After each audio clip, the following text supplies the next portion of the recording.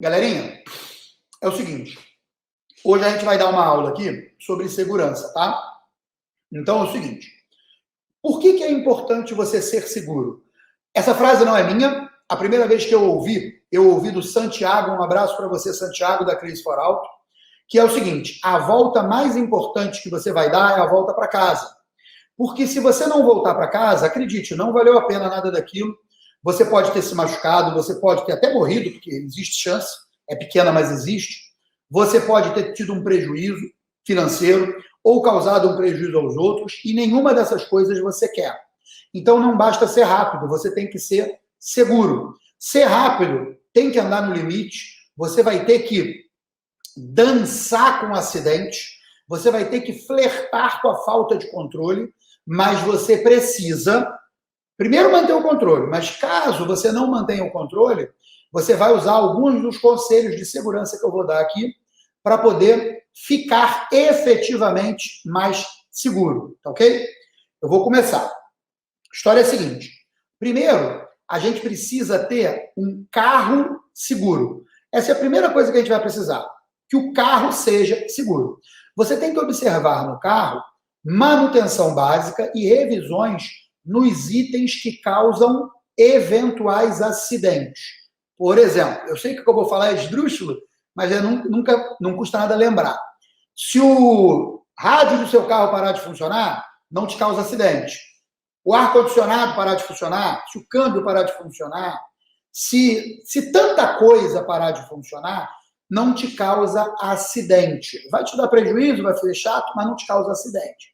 Agora, tem alguns itens do carro que, se tiverem uma quebra catastrófica, se partirem, etc., eles podem e vão te causar um acidente. O primeiro exemplo é o exemplo do freio. Ah, o meu freio ele vai ficando mole de acordo com a temperatura, eu vou esfrio ele volta. Legal, isso é normal. Com o freio de rua isso acontece. Todo o sistema de um carro de rua não foi feito para freadas fortes e sucessivas. Então, vai acontecer desse freio aquecer. Ao aquecer, ele vai ferver o fluido. E ao ferver o fluido, ele vai introduzir bolhas de ar no sistema.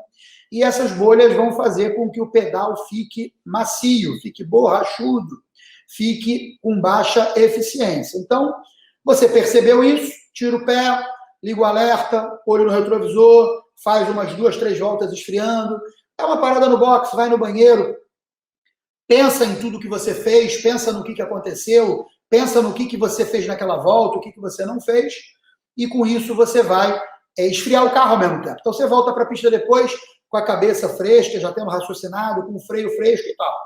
Agora, tem outras coisas no freio que não dependem de temperatura para estragar. Por exemplo, os mangotes, os flexíveis de freio, que são aquelas borrachas que num carro original de borracha, a gente procura botar uma com manta metálica, que conduz esse fluido da parte fixa, da parte rígida das tubulações até a pinça. Porque como as rodas têm que virar, a suspensão tem que subir e descer, ali é necessário que tenha uma tubulação que se mova, que aceite se mover. Então, os carros originais vêm com uma tubulação de borracha. Essa tubulação, ela até é mais difícil de romper do que o aerokeep, tá? Do que a malha de aço. Mas elas têm um detalhe, elas incham. Então, elas absorvem parte da força que você está fazendo. Parte da força que você está fazendo serve para inchar elas, e ao inchar elas, perde a eficiência do freio, porque aquela força não foi transmitida para a pinça e para as pastilhas. Mas, se ela também estourar, se ela vier a furar, pode causar um acidente.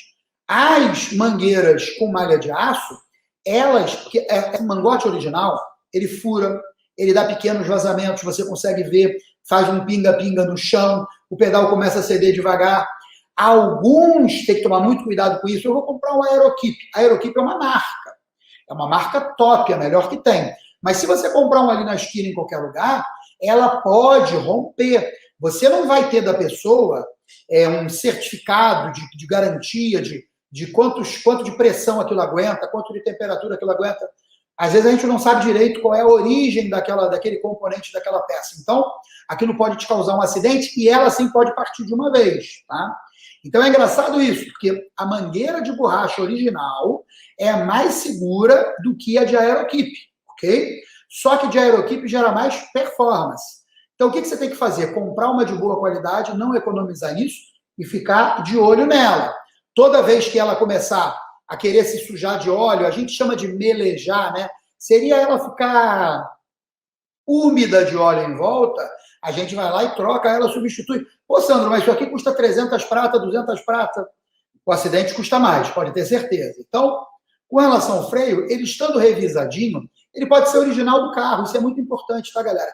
Eu recomendo muito que as pessoas vão para a pista com carro original. Vai ser a melhor maneira de você aprender a pilotar com o carro original. É incrível. Mas é verdade, o carro mexido, ele vai te trazer mais problemas do que soluções. Então, ir para a pista com o carro original, ó, é uma boa. E aí, o freio original, ele dá conta. Ele não vai dar conta de você dar 10 voltas em seguida. Cada carro vai dar uma quantidade. Você dá uma, dá duas, dá três.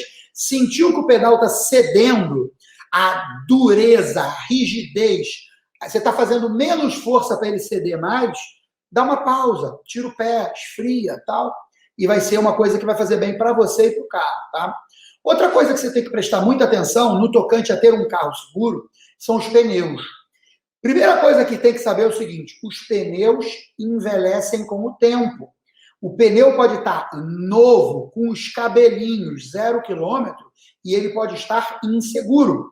Por quê? Porque a borracha vai amadurecendo com o tempo, deve ter um nome técnico para isso, mas eu aqui gosto sempre de falar da forma mais simples, e com isso, a borracha vai endurecendo, a borracha vai ficando cada vez mais dura, e ela vai craquelando, ela vai formando pequenas fissuras, rachaduras, e essas rachaduras podem emendar uma nas outras e levar a uma catástrofe, a uma falha catastrófica nos pneus. Os pneus podem romper, podem arrebentar. Ok, tudo bem. O que você tem que ficar de olho? Na idade dos pneus. Os pneus mostram a idade. Do lado da sigla DOT, ele mostra 4 números. Os 2 primeiros representam a semana que o pneu foi fabricado. Um ano tem 52 semanas. Então, ele vai ter um número de 01 até 52. O segundo par de números representa o ano que ele foi fabricado. Então, se tiver ali 12, ele foi fabricado em 2012. Pô, é velho. O ideal é você não ir para a pista com pneus que tenham 5 anos ou mais. No máximo, o ideal é nada, né? O ideal é um pneu fabricado esse ano. Pneu fresco, borracha fresca. Esse é de longe o ideal. Se isso não for possível, 2, 3 anos, até 5, ok. Inspeção visual, não tem as rachaduras? Beleza, tá de boa. Agora, uma coisa que você tem que prestar atenção é o seguinte, alguns pneus, especialmente os slicks e semi-slicks, eles têm a carcaça mais dura. E com a carcaça mais dura, o que acontece? Eles precisam de uma pressão de assentamento maior. Eles precisam ter mais pressão para poder assentar na roda. A roda tem um calombinho, o pneu passa, ele é montado por dentro do talão, e do talão ele tem que passar aquele calombinho. Quando ele passa aquele calombinho, é a hora que ele gruda, que ele fica preso. Então, os pneus de carcaça mais dura, às vezes ele parece que ele talonou, como a gente chama, que ele deu aquele estouro, mas ele não deu. Então, um pneu desse tem que ser montado por quem entende, o cara tem que dar pressão rápida. Não adianta o cara ir dando pressão devagarinho, ele chegou a 60 libras, mas ele foi dando pressão devagarinho, não resolveu, ele tem que dar pressão rápida. 60 libras é suficiente? Sim, mas tem que ser pressão rápida. Beleza. Então você vai olhar a data de fabricação, vai olhar o estado do pneu, vai olhar se o pneu já não está careca. Às vezes, por fora ele está bom, mas por dentro ele pode estar careca e com isso ele está com a malha de aço, com a estrutura do pneu à mostra. Outra coisa que vai te causar problema. Continuando, com relação à direção, é importante se preocupar com as ponteiras da direção, o estado delas, se elas estão com a coifa íntegra, se elas não estão com folga e etc. Muito bem. Agora, isso tudo é importante, mas não adianta de nada disso se você não tiver um comportamento seguro na pista. O que é comportamento seguro? É um comportamento seguro para você e para todos os outros que estão dividindo a pista com você no track day. Então, a primeira coisa que você tem que fazer é evoluir de pouco em pouco. Você não pode chegar e levar velocidades para a curva tipo 40% maiores do que as que você levou na volta anterior, porque isso pode te tirar da faixa de controle, da faixa de aderência, e ó, você pegar um atalho direto para fora da pista e eventualmente até bater. Então é muito importante que você evolua de passo em passo, de pouco em pouco. Isso é importante, tá? Aí, a segunda coisa que você vai ter que ter para um comportamento seguro é prestar atenção. É você ter muita, mas muita atenção na frente e nos espelhos. Porque o Track Day, ele é um evento extremamente democrático. Beber uma aguinha.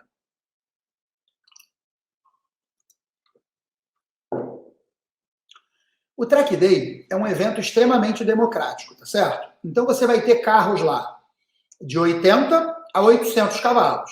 E, naturalmente, esses carros vão ter desempenhos muito diferentes na pista. O que vai acontecer? O carro de 80 vai estar lá na dele de boa, na reta, olhou no retrovisor, não vem nada. Olhou no retrovisor, não vem nada. Quando ele olha, o carro de 800 está do lado dele, passando que nem uma flecha, tá? Então, o que acontece? Se você ficar de olho no retrovisor com muita frequência, tipo, a cada 10 segundos você olhar, você conta, não precisa contar, não precisa prestar atenção nisso, cria o hábito. Folgou a visão na frente, olha. Folgou a visão na frente, olha. Folgou a visão na frente, olha. Tipo, 5 segundos, 10 segundos, por quê? Porque o acidente pode acontecer se você mudar de trajetória rapidamente. A responsabilidade de te ultrapassar é do carro que vem de trás, ok? Legal. Só que, se o carro que vem atrás não percebe que você vai mudar de trajetória, você está na trajetória, vamos dizer, óbvia, no traçado. E quando ele está chegando ali a 10, 20 metros de você, vou mudar de trajetória. Não, mudei. Vai bater. E vai bater forte. E vai machucar.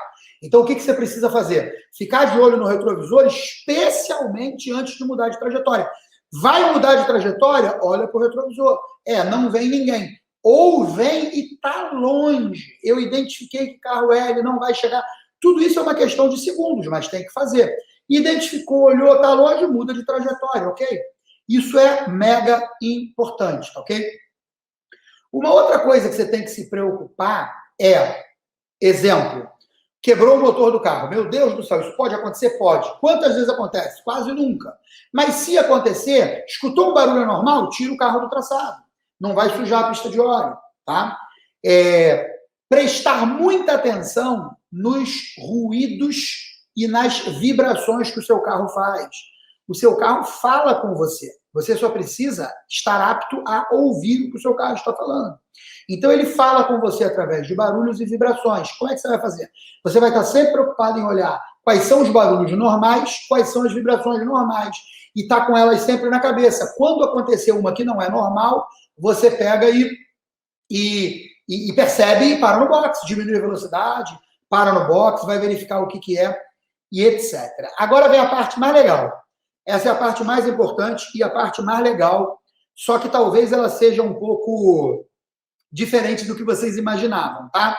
Mas tudo bem, vamos lá. A maioria dos carros, a maioria não, todos os carros modernos, que são obrigados assim por lei, eles têm uma sopa de letrinhas, né? Alguns mais, outros menos. É ABS, EBD, ESC, EPC, e essa sopa de letrinhas são agentes de segurança para você. O ABS, por exemplo, ele vai evitar que o seu carro bloqueie roda na frenagem.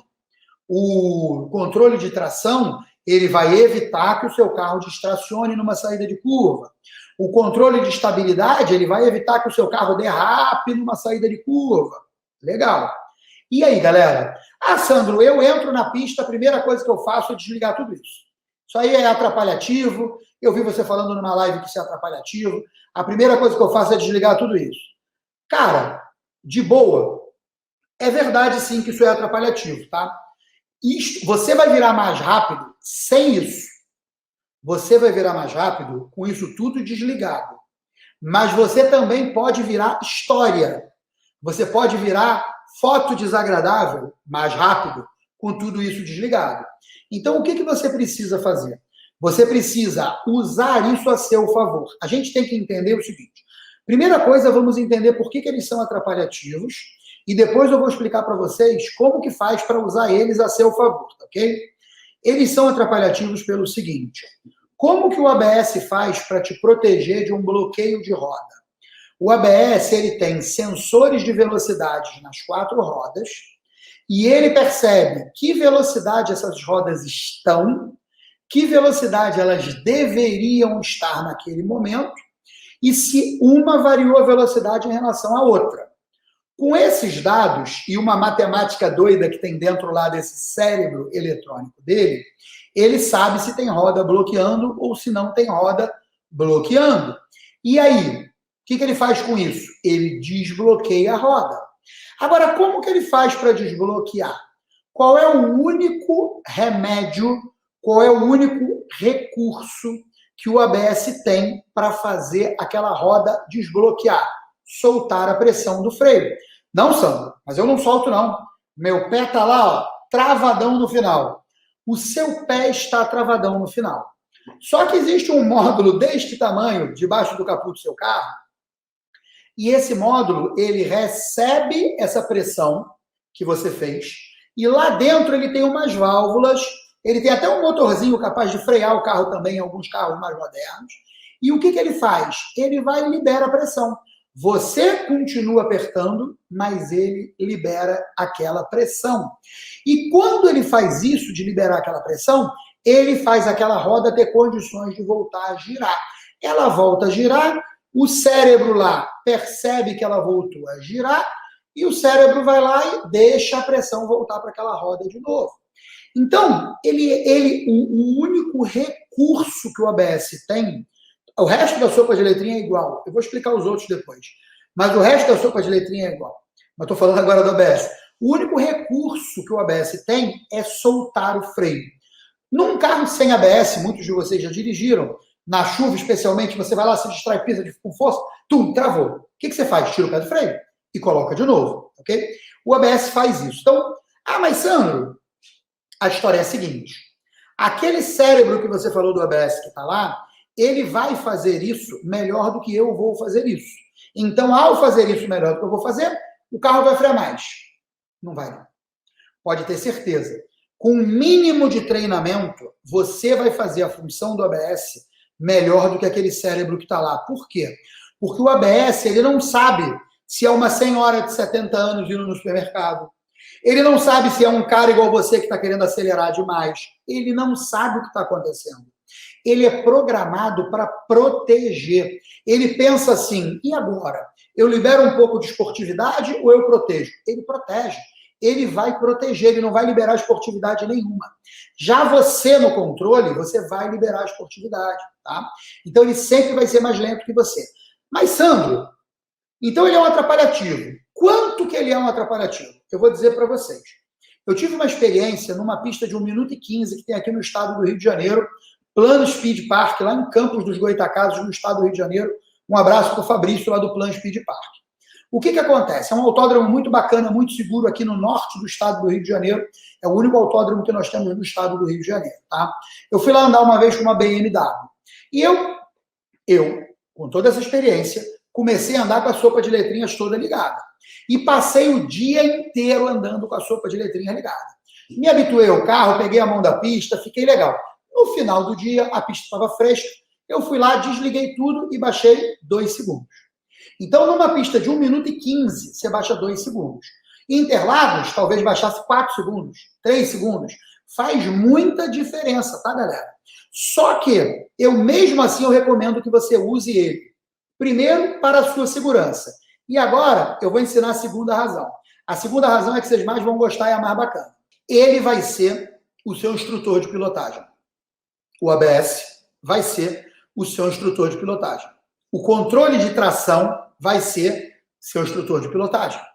O controle de estabilidade vai ser o seu instrutor de pilotagem.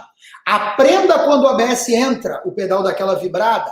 Aprenda quando o resto da sopa de letrinhas entra, pisca uma luz amarela no painel e o carro perde a potência.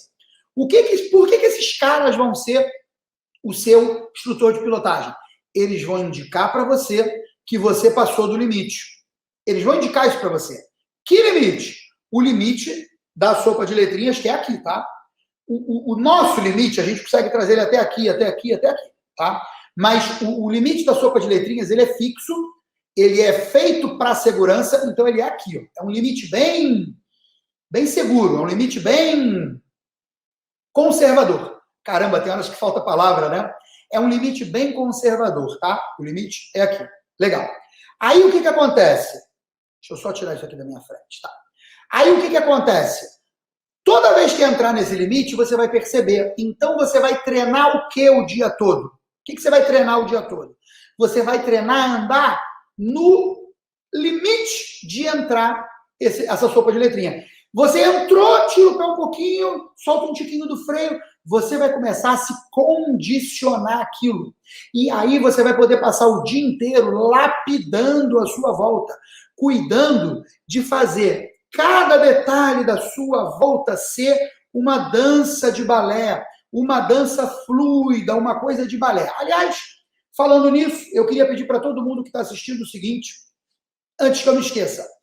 Preparem aí, vai preparando aí. Preparem aí câmeras fotográficas, prepare o print da tela, prepara tudo. Eu vou fazer uma pose aqui e eu quero que vocês tirem a foto e postem em todas as suas redes sociais. Pode colocar lá Velho Maluco, pode colocar Sandro Tanuri, pode colocar STR, o que vocês quiserem. No Instagram, me marca aí, ó, @Sandro Tanuri, me marca lá, tá bom? Estão preparados? Posso ir? Vamos embora.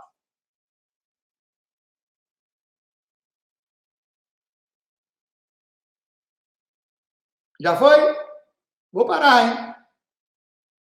Pronto. Quem foi, foi. Quem não foi, já era. Marca lá. Quero ver meu Instagram pipocar aqui de marcação. Marquem lá. Esse velho é um pateta, né? Hoje estou até com a barba meio branca. Para mostrar sinal de respeito, né? Bom. Já antes de passar para a próxima etapa, boa. Eu ia falar isso agora. O estagiário já se antecipou. Sandro, quando troco o freio por um maior, tem algum problema com o ABS? Sim, claro. Tem sim. O que acontece? O seu ABS do carro, ele foi cuidadosamente programado pelos engenheiros da fábrica para os parâmetros do carro, para a capacidade do carro de gerar desaceleração, tá ok? Porque um dos parâmetros que ele faz ele mede a pressão que você está fazendo, ele mede a G em linha para ver a desaceleração que foi causada, ele mede velocidade de cada roda, ele junta todos esses parâmetros. Um parâmetro, que é a capacidade de gerar frenagem, você alterou. Isso vai mudar sim. Honestamente, você vai perceber pilotando? Não. Mas vai mudar. Vai mudar muito pouco, mas vai mudar. Agora, você quer ver o que muda pra caramba? É você colocar pneus slick ou pneus semi-slick. Porque aí o nível de aderência vai às alturas. Porque o que acontece? Quando você coloca um freio maior, mas mantém o mesmo pneu, a vida, ela sempre nivela a gente por baixo. Ela sempre nivela a gente pelo elo mais fraco da corrente, ok? O que ele vai fazer? Qual é o elo mais fraco? A aderência do pneu. Você botou um freio muito maior, não adiantou nada, porque o pneu continua com a mesma aderência ruim de antes, vai bloquear. Então, isso altera muito mais. Se você botar um pneu semi-slick ou slick, altera muito mais. Estagiário, se você quiser colocar outra pergunta, pode colocar. É isso aí. Wellington, o carro que não tem nenhum dele, a gente morre como homem, né? Como dizia antigamente aquela brincadeira. Não tem problema. Eu estou falando, se o seu carro tem, use. Se o seu carro não tem, não use. Se habitue a você ser sua própria segurança. Mas a maioria dos carros tem. Sim, claro que influencia. Claro. Toda hora que você mudar a quantidade de aderência disponível, você vai deixar o ABS, vamos dizer, precisando se reacostumar. Veja bem, ele vai se reacostumar? Vai, porque ele não usa só uma variável, ele usa várias, tá? Ele vai se acostumar, ele vai continuar sendo seguro, mas ele vai ter uma variação em relação ao que ele foi projetado. Próximo. Tem próximo? Não tem? Balança a cabeça aí, estagiário, que eu vejo que não... Ah, tem próximo. Não, o Corcel tem 380 na frente e 330 atrás. 330? Sabe que eu não sei? Esqueci o traseiro. Bom, mas é fácil para vocês. O Corcel usa 15 polegadas na frente, calcula aí para mim e coloca nos comentários. O Corcel usa 15 polegadas na frente, que eu acho que é 381 ou 382, sei lá, e usa 13 polegadas atrás. Próximo. Boa. O que acontece? Os pneus têm que ficar livres de luz e calor. guarde eles num saco preto, num lugar fresco, ok? Sem peso em cima deles para não deformar. Pode botar outro. Sim. Sim. Então, meu amigo André Soler, eu vou aproveitar que você é meu amigo e te usar como exemplo. Infelizmente, vai ser só um tiquinho assim negativo. Gente, o que acontece? Por isso que eu estava explicando, use o ABS até ele entrar. Quando ele entrar, você tira um pouco. Por quê? O ABS nos acostuma mal. O ABS, ele nos acostuma a tá na pista, estampa o pé no freio com toda a força e deixa o ABS fazer o trabalho dele. Dessa maneira, você não está aprendendo e você não está tendo a frenagem mais eficiente. A frenagem mais eficiente com o ABS é aquela que ele entra e sai. Entra e sai. Ele entra, você percebe que ele entrou, você tira um pouquinho o pé e sai. Essa é a frenagem mais eficiente. Se quiser colocar mais, pode colocar 380. Oh, obrigado, Daniel. Muito obrigado. Então, ele tem 381 na frente, 330 atrás, tá vendo? O velho não tá tão ruim. Sim, muito bem falado. Muita aderência em carro com pouca potência acaba atrapalhando, sim. É o que a gente chama de amarrar o carro. O estagiário vai decidindo aí se ele quer colocar mais. Se ele não quer, eu vou seguir adiante. E ele quer, rapaz. Sandro, na primeira aula você pincelou sobre frear com o pé esquerdo para reequilibrar o carro na curva. Pode falar um pouquinho mais? Posso sim. O que acontece é o seguinte, o carro é feito de equilíbrios, tá? E você precisa, em vários momentos, quebrar o equilíbrio que está prevalecendo para poder ter outro resultado. Então, vamos lá. Você está na reta, acelerando, final de reta, sexta marcha. Você não está colocando tanta força nas rodas. Como é que está o equilíbrio do carro? Neutro. Ele não está com a traseira enfiada no chão, porque ele não está acelerando forte. Ele não está com a frente enfiada no chão, porque não está freando forte. Então, ele está com o equilíbrio neutro. Aí você começa a frear. Você foi, estampou o pé no freio, o equilíbrio que estava neutro vai passar para um equilíbrio de transferência de peso para frente. Ele vai começar a fazer assim. Num primeiro momento, isso é legal, porque o que ele vai fazer? Ele vai colocar peso nas rodas dianteiras, os carros geralmente têm freio mais poderoso nas rodas dianteiras, legal. Aí chegou na hora do trail braking, você vai começar a tirar, estou pincelando a aula de segunda. Você vai começar a tirar o pé, começou a tirar o pé, começou a virar mais o volante, a frente vem subindo devagar, subindo. Reequilibrou o carro. O que aconteceu? Você tirou peso da frente. Não é que tirou. Você agora não tem tanto peso na frente como você tinha antes. Se ele está saindo de frente, você pega o pé esquerdo, o pé direito acelerando, o pé esquerdo e dá um... Não é pisar com força não, pelo amor de Deus, tá, gente? É só dar um susto no freio. Quando você faz isso, você vai romper o equilíbrio. Qual é o equilíbrio que estava? Jogando o peso para trás, tirando a aderência das rodas da frente. Então, você vai romper esse equilíbrio. Você vai, com esse toque, você vai fazer voltar um pouco de peso para frente. Aquele tetequinho que faltava de voltar para frente, tchum, faz o carro voltar a entrar.